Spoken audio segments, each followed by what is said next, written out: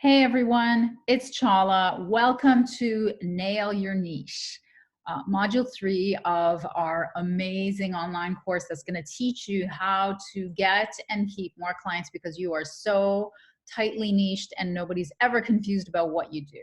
So let me go ahead and share my screen and we can start the presentation.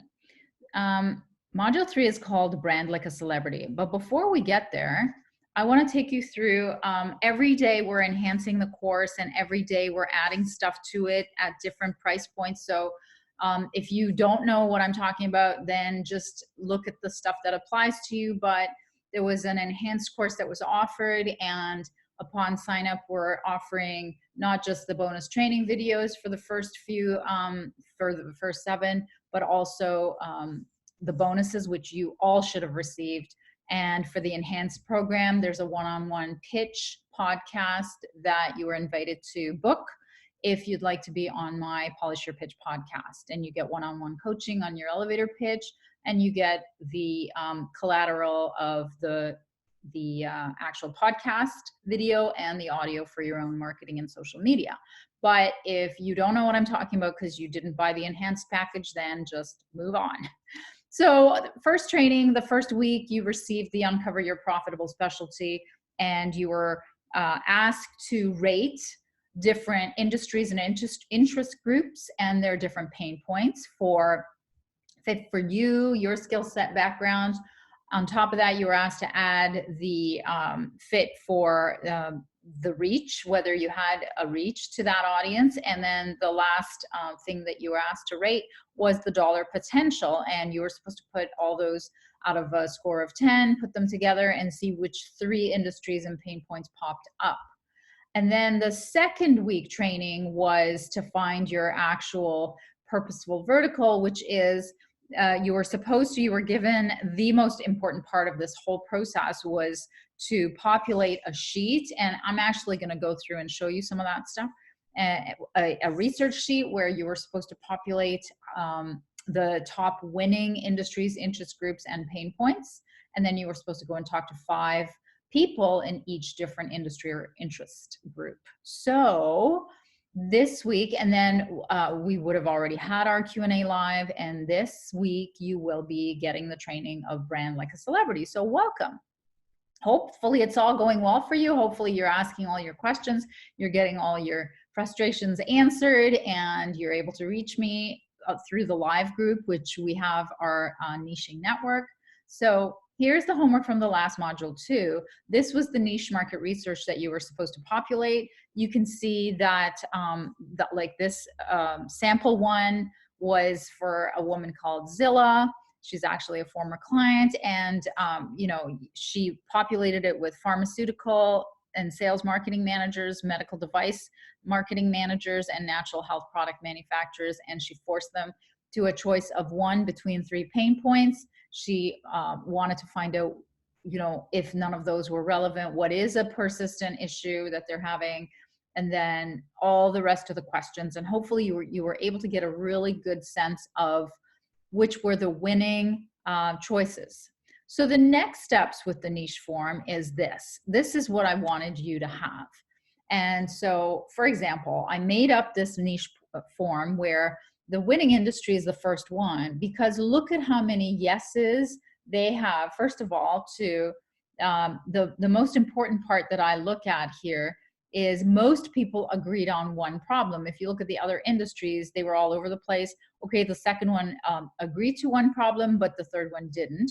Now, the second thing that I look at is how many of them have said yes to the money question, and more people said yes than no on the first industry. And then the third thing that I look at is whether they said yes to the strategy session around the service that they chose. And the strategy session is just an excuse to get back in. And if they did say yes, then that is a very good indication. So based on this, it's very clear to me that this is the top industry is the one that we need to pursue, or the interest group. And so I'm going to, hopefully then that tells you your number 1 target and your number 1 specialty. So that is the culmination of the last 2 weeks of work that you've done.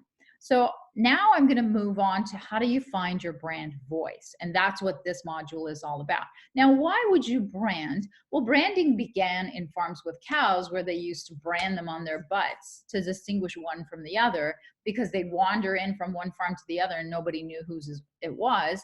And in today's crowded marketplace, that's what people think of us. 86% of buyers think we're the same, and they can't actually, put a brand on our butt, and they do. That's what branding is. So it establishes a space in the mind of the consumer, and it's all about longevity. I often talk about the example where plumbers that have gone out of business are still getting phone calls, or people who have bought that phone are still getting, or they've retired or they've died and they're still getting calls. It's because when somebody's plumbing breaks down, and if that brand has made an impression in the brain, then that's the guy who gets the call. And that's what I want for you in whatever area that you're in, which is why I forced you to pick a very specific industry and interest group, so that it's a smaller playing field, that they'll know you, love you, trust you as fast as they can.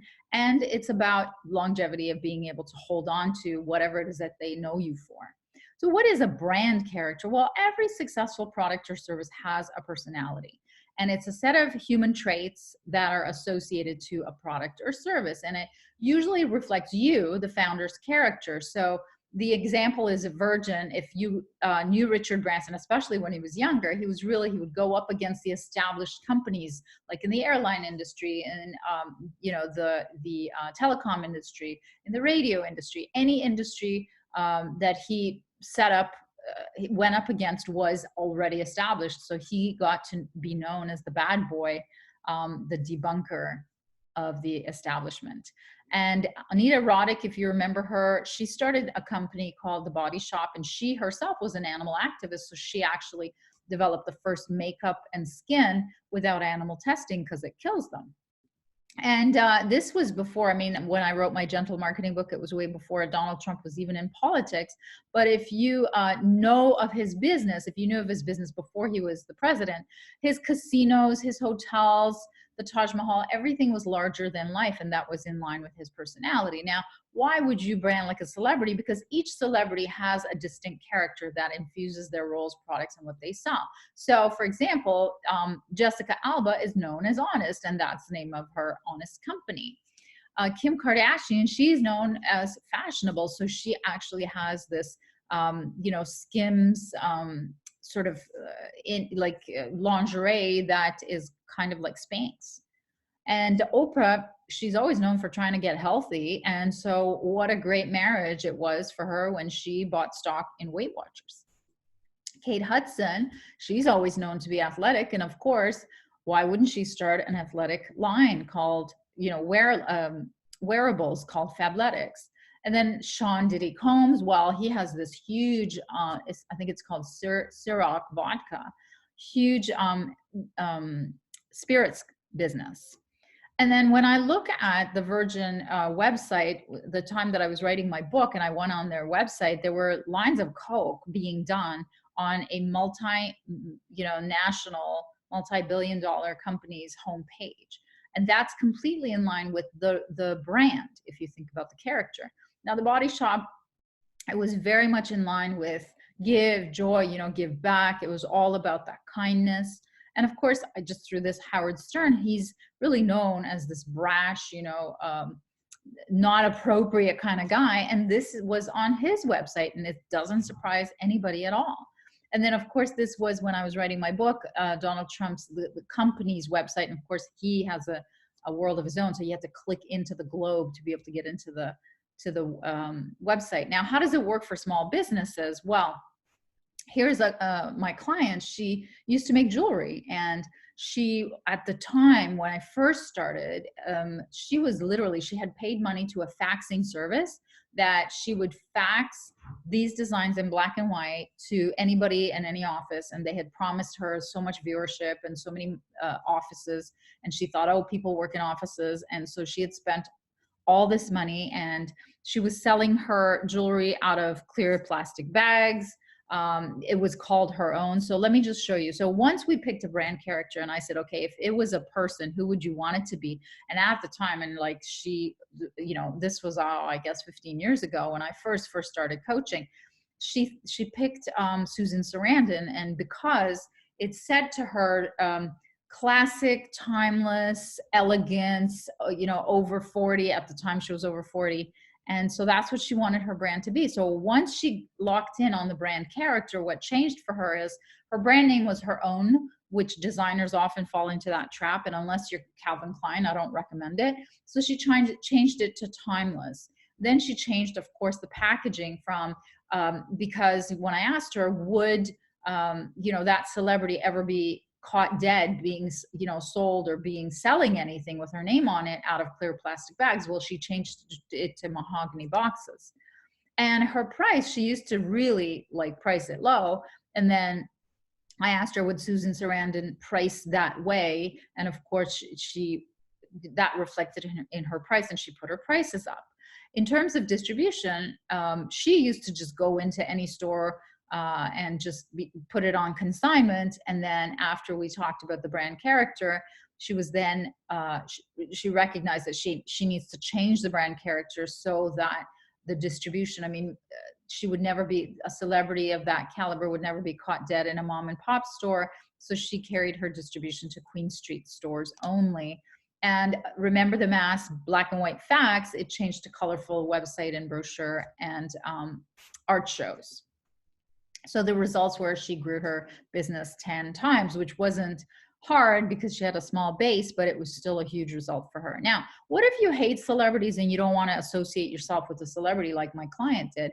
Well, that's somebody's Aunt Mabel. So just use a human characteristically and preferably your own. So here is, this is a characteristic for Abercrombie and Fitch. And he, actually the CEO, explained why he hates fat chicks, but the brand character is fit, what he defined as fit and beautiful and popular people in high school, men and women. And he didn't hire any talent in his ads that were larger than what he thought was his brand character. He didn't have any diversity. He didn't hire anybody to work in his stores.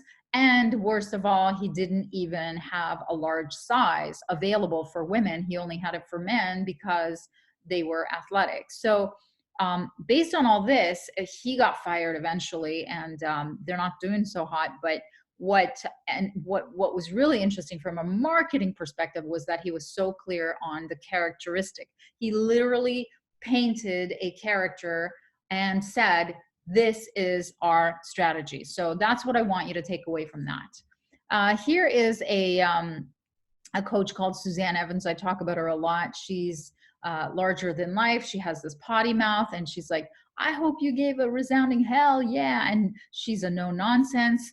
And oh yes, and I'm opinionated. So this is all over her website. So this is definitely a character. And she used to be a opera singer, like a gay opera singer from New York. So you know that she's got opinions. This is the insurance mom, and here's the brand character they just picked. And it says, now do yourself a favor, call your mom. The insurance mom does not recommend buying insurance on a website because a website can't take care of you like the mom. And she's got blogs that say chicken soup and kids, and so on. So a distinct character. Here is a character that is fascinating. It's a brand called Patagonia, which I used to save up all my money in university and buy from their catalogs because they didn't have online buying back then. So on Cyber Monday, I got this email that said, don't buy this jacket. And when I looked closer, it said today is Cyber Monday, and it reflects the public consumption economy, and it's the culture of consumption that puts our planet firmly in the red because we're using more resources than 1.5 planets. So please, we want to be in business for a good long time. So we ask you to buy less. Now, this was so compelling. So what is the character? Is the brand character is an environmentalist. And what they did to carry that campaign, and that whole brand character continues to be carried through the years, is they made a little film with short stories about people like me who love their Patagonia so much that they're taping it. Look at the tape on the back of that thing. And they actually not only had this, in playing in different cities and different stores, but they also launched little seamstress, bring your Patagonia to fix it so that they can build traffic into the store, so that they can build that persona. And they would rather lose the sale on a brand new Patagonia and teach you how to fix the old one. It's all brand character, guys. Here is a game called Cards Against Humanity, and it's on the Black Friday, where everybody has a sale. They put, because they're against everything, they're brand characters, they're against everything, so they put the price up, and of course their sales went up, which is hilarious. So on a more smaller scale is my client, who was a postal walker by day, postal worker walker, and she owned a multi-level marketing franchise, or she was a multi-level marketing person in the send out cards, which is something that I use to send to personal clients. You can send them a printed card. So little known fact to everyone who knew her is that she was a crazy skydiver, a jumper. And she sent a send out card to her prospects and said, join me in something adventurous, and no, you don't have to jump out of an airplane. So very tongue in cheek, but it put her on the radar for everybody who thought they knew her, and she sold out the event, and she was thrilled with the results. And this woman was so shy, she would not have said boo to a mouse, and she sold out that whole event. Here is a woman that I met at a coach conference, believe it or not. Her name was Starr Spider, and she owned an event company. And her brand character, you just look at her, and this was her card. It said fantasy reality. Like, she made it so artsy that backwards it read reality.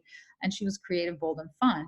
Here is a brand character, two small men with big hearts, the moving company. Look at the logo. Look at how the guy is lifting a whole piano, the whole humor of it, and the whole love of it. Here's another one called EcoFriendly Roofing. Look at how it's an infographic.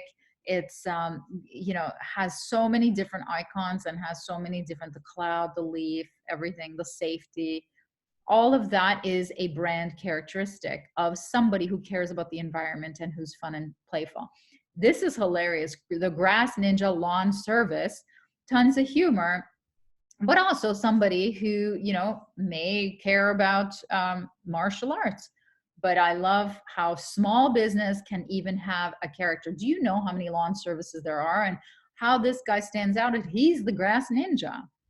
And this is a friend, used to be my boyfriend, and he's the Shirtless web guy. And the websites that stand out like me, when we launched his business, we saw that there were so many competitors in the market.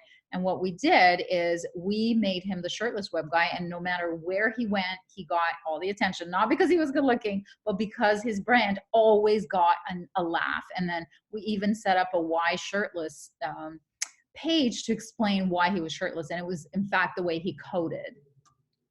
This was when I first started my brand, and it was like the no nonsense marketing coaching. And look at the logo, how there was love, and there was dancing, and there was also a briefcase. So it was a balance between the heart and the business. And on my website, I had the Monty Python's No Sense of Direction, where the Olympics, it's a directionless Olympics. The gun goes off and every runner goes off in a different direction. And it was my metaphor for small companies who don't have a niche and they don't know what they're doing. And now, of course, it's more polished. So this is my brand character, is that, I was lucky enough to be on the NASDAQ. I spoke at NASDAQ, so I was lucky enough to be featured on their Jumbotron in New York City. And that's what my brand is today.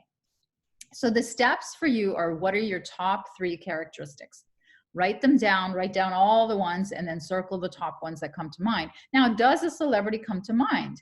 And if you can associate it with a celebrity like my client did, great. You can take your whole, everything that you do and say as part of your marketing and hold it up to that standard to see if it holds up. And if not, just pick your top distinct characteristic.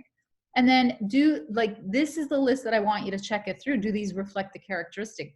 Does your brand name, your website, your pricing, your channel of distribution, where and how you get the clients, your keynote title, your blogs, your ebooks, your social media presence, do they all reflect the characteristic that you've picked?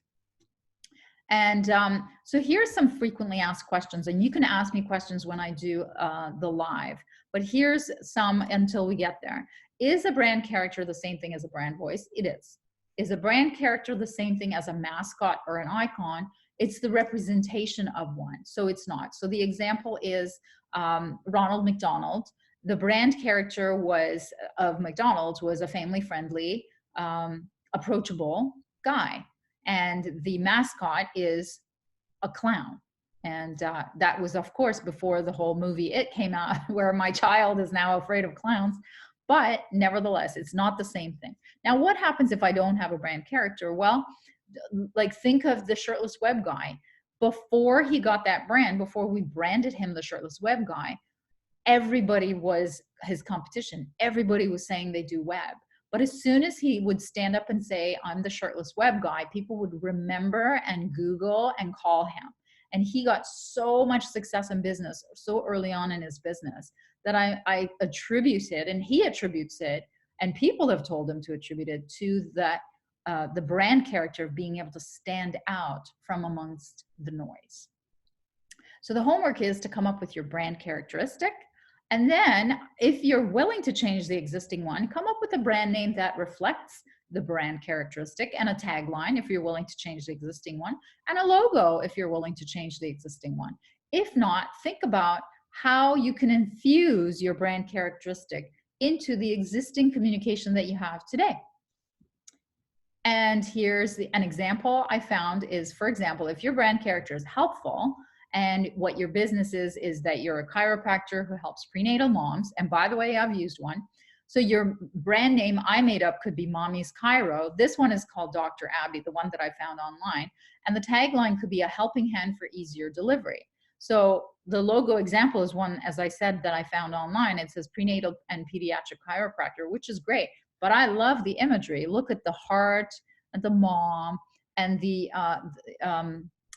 scroll writing of the Dr. Abby. So this is just an example. You'll have these questions on your worksheet. And remember, as always, the hardest part of change is not making the same choice as yesterday. So please choose something different today based on what I've just taught you. And thank you so much. Again, please feel free to write your comments and or questions into the Nail Your Niche, into the Niche Network Facebook group, which is private. I'm going to be checking it every day. I am checking it every day. So far, so good. But let me know if you have any questions. Thanks so much, everyone. Take care.